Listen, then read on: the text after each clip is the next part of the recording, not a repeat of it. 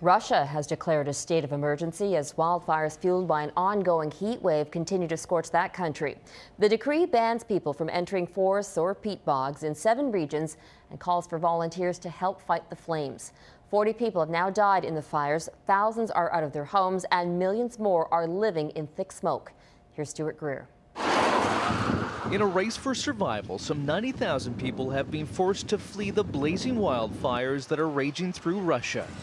And these guys, volunteers who'd been fighting the fires, were lucky to make it out alive. They captured the moment their vehicle was nearly swallowed up by the orange inferno outside their windscreen.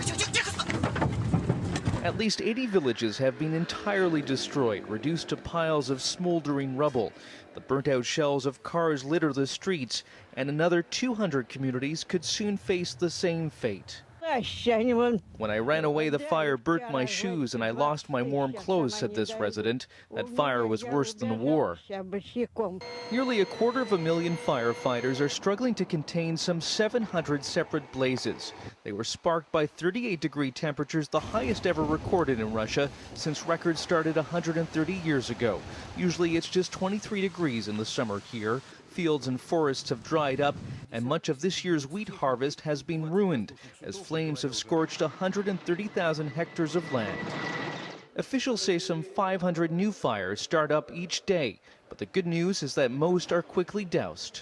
95% of those new fires are put out immediately, he says.